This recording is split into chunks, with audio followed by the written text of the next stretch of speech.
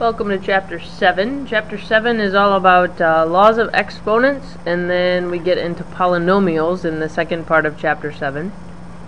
So today we're going to talk about how do we deal with integer exponents, specifically when an exponent's 0 or when we have a negative exponent. You've already learned about positive exponents, so we should be pretty good with those. Now a 0 exponent, when we have a number that's raised to the 0 power, the answer is always 1. Okay? And there's a mathematical proof of this that we'll get into in some later sections when you learn some more things. But right now you just need to know that if a number is raised to the 0 power, the answer is 1. And when we have a negative exponent, what we do is we set that equal to 1 divided by that same number raised to the opposite exponent. So here's what that looks like down below here. 3 to the negative 2 is the same as 1 over 3 squared, or 3 to the second. So pretty much we moved it to the bottom of the fraction and we changed it to positive, which would then be 1/9. So if we have 2 to the negative 4th, it'd be 1 over 2 to the 4th, which would be 1/16. So in algebra language here, if we have x to the negative n, it's the same as 1 over x to the n. So let's start with a few examples here with 0 exponents and with negative exponents. So here I have 4 to the negative 3rd. So the first thing I'm going to do is write that as 1 over 4 to the positive 3rd. Now 4 to the positive 3rd is 64, so I'd have 1/64 as my answer. Here I have 7 to the 0 power. Well, I know right away that that's 1, because anything to the 0 power is 1. And now I have negative 5 to the negative 4th, and notice that my negative 5 is in parentheses, and that's important.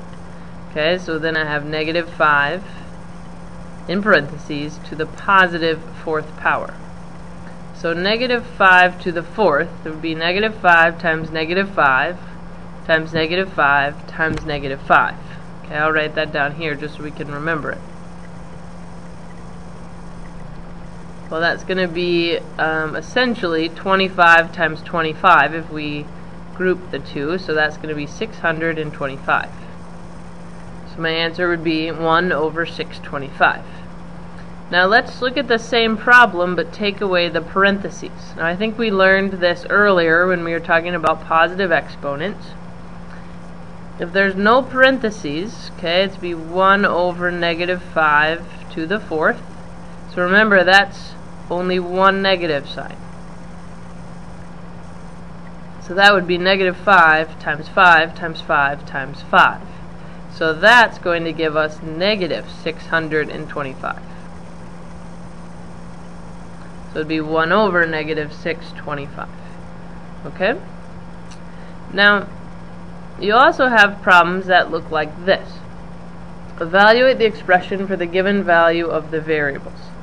So here I have x to the negative 2nd. So the very first thing I want to do is change that so I have a positive exponent. So that's going to be 1 over x to the 2nd.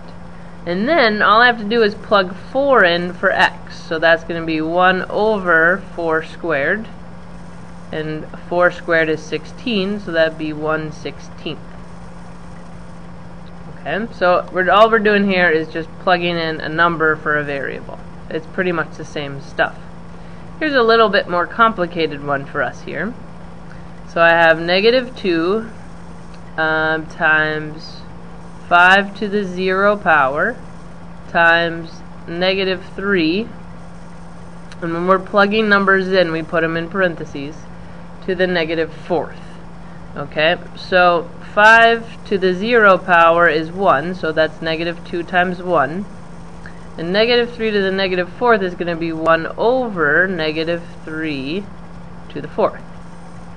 So then we have negative 2 times 1 times 1 over, and negative 3 to the 4th is going to be negative 3 times negative 3 times negative 3 times negative 3.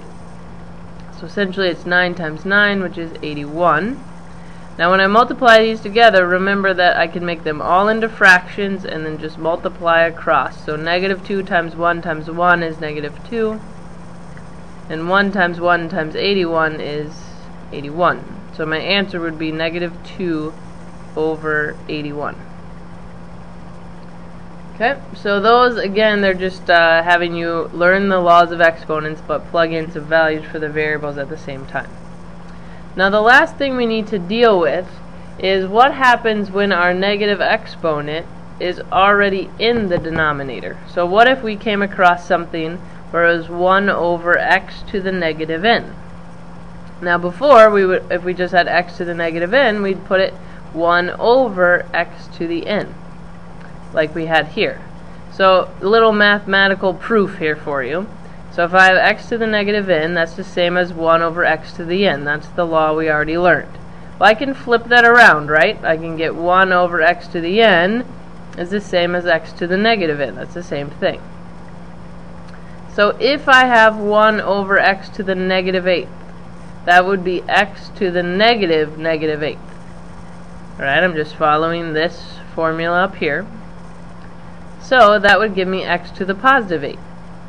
So essentially, if I have a negative exponent in the denominator, I'm going to move it to the numerator and make it positive. And the reason that we have to do this is because if we want to simplify an expression, which is what we're doing, we can't have negative exponents or zero exponents. So we have to rewrite things with positive exponents. I know it seems confusing here with the proof, but I think it will make sense here as we do some examples. So we'll start here with A. We have 7w to the negative 4th. Now one thing I wanted to show you here, w to the negative 4th has a negative exponent. 7 does not have a negative exponent. So when we move our negative exponent, we're only going to move the part that has the negative exponent. So the 7 is going to stay in the numerator. And then w will move to the bottom and its exponent will become positive. One common mistake here is that people will just write 1 over 7w to the 4th. But that's wrong, because the 7 does not have a negative exponent. Only the w does, so it gets moved. Now part B here, notice that I have k to the negative 2nd on the bottom. So when I have a negative exponent on the bottom, I have to move it to the top. Now I gave you this example again to point out another mistake that happens. People will say, well, the 5 has to go to the bottom because it's negative. Not true. It doesn't have a negative exponent. Only negative exponents have to move. So the 5 is negative, but it doesn't have a negative exponent, so it's going to stay in the numerator. Then k to the 2nd is going to join it and become positive 2 instead of negative 2. So I would have negative 5k to the 2nd. Alright? Let's look at a little bit more fun one here. And again, I just like to break this down. I'm going to circle my negative exponents because I know those are the things that have to move. Okay? So this b is going to have to come to the bottom, and this c is going to have to come to the top. So then I would have a to the 0, c to the 3rd, because it's going to become positive when it moves, and then b to the 2nd, d to the 6th.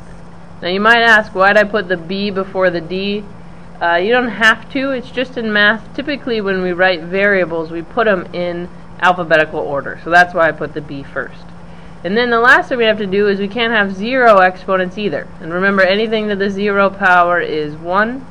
So we would have c to the 3rd over b squared d to the 6th.